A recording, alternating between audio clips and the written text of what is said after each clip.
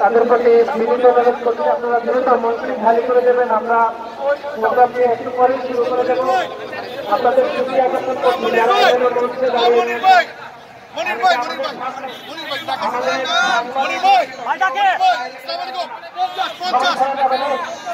আমাদের ছাত্রদল এখান